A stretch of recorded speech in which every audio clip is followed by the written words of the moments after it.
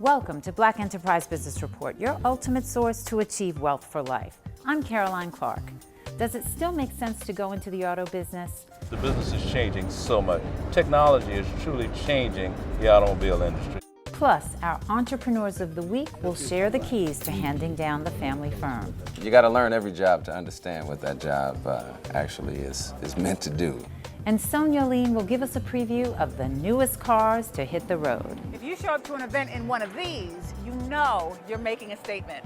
But first, we'll shift gears as I sit shotgun with one of the most powerful and profitable auto dealers in the industry.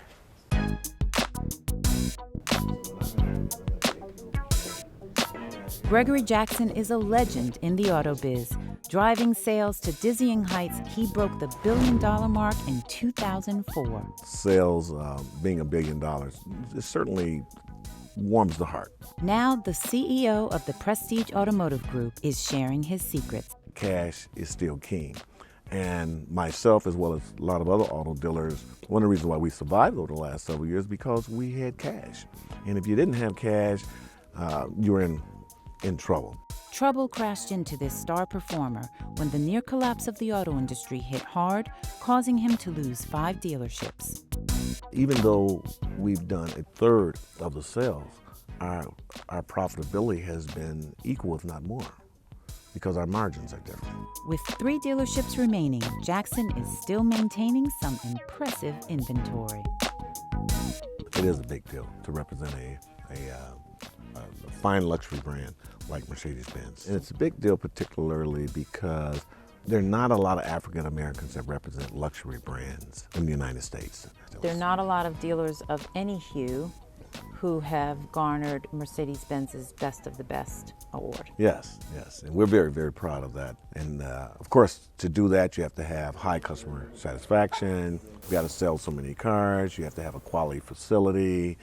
And your people have to be engaged in the business. And hopefully we can maintain that high standard of excellence. Maintaining high standards and close ties with his entire staff are what Jackson considers his keys to success. He's a straightforward man who what you see is what you get. He's fairly direct, but he's extremely fair. And he's very concerned about the people that work for him and what happens not only to them here at work, but in their personal lives. He's very, very down to earth. He's a great guy to work for. I've worked for him for 20 years, so obviously it says something. And he knows how to really control those expenses and pull things into line. He's a money guy, right? Well, he watches every penny. Trust me, we, flip the paper over and use the back of the paper for scrap paper and such. We watch every dime we spend. There's so much being made of the resurgence of particularly the domestic car manufacturers. Has there been a resurgence for the minority auto dealers? Absolutely not. And actually, when we get together, those of us who are current dealers, we talk about it, and we talk about what can we do. The access to capital is a real problem, and I'm really scared, if you will, for a person trying to go into business right now, because I don't see the banks lending. For this past winner of the BE Company of the Year award, current challenges in the auto industry simply mean chances to look elsewhere for new opportunities. We've acquired a historic property in downtown Detroit in the Lafayette Park area. It's called the Lafayette Towers. It's 600 apartment units. And so I'm seeking to renovate it over the next year. We're going to spend $10 million doing renovations. Would you have looked to diversify if the auto industry had not hit such a speed bump? Absolutely, because I just don't believe, particularly, what is African American or any group, to have long-term sustainable wealth and long-term sustainable business. I think that you have to diversify. His advice is to not only look for new sources of cash, look everywhere for ways to stay creative. Auto dealers are some of the smartest people I ever met. They're smart, they're innovative, they're hardworking, they work in their communities, they're philanthropic, and some of our best ideas have just come from other dealerships. And do you always own the lots your dealerships are on? I've always owned the lots that my stores are on, and I have another company that's called Jackson Land Holdings, which owns all the facilities. This is lot here is about 3.5 acres. It's actually a small lot for an auto dealership. I heard your team this morning have this great rallying sales moment, and they said some sort of pledge. Was it, I pledge allegiance to Greg Jackson? What was that?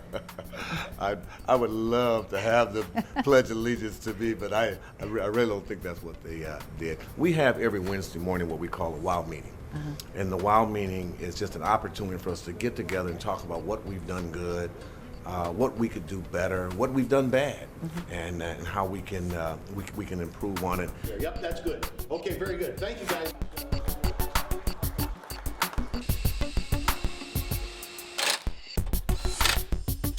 What's more likely to bring people back to you for car after car, service or the front end of the shop? Oh, absolutely service. Yeah. Absolutely service, because, yeah, you think about it, I mean, you might come in, you spend 2 hours buying a vehicle. Right. But you'll be with us for 2, 3, 4 years servicing your vehicle, so we become real friends. Jackson is driven to climb back to the $1 billion mark. But for all his accomplishments, there's still one more road he seeks to travel. I really look forward to my children coming into the business. And for me to see that next generation and see us transition to a second generation business, which, as we know, we don't see a lot of that happen within the African American community. So that's exciting. That's exciting. Coming up, we'll have expert advice on how to own a dealership like this one.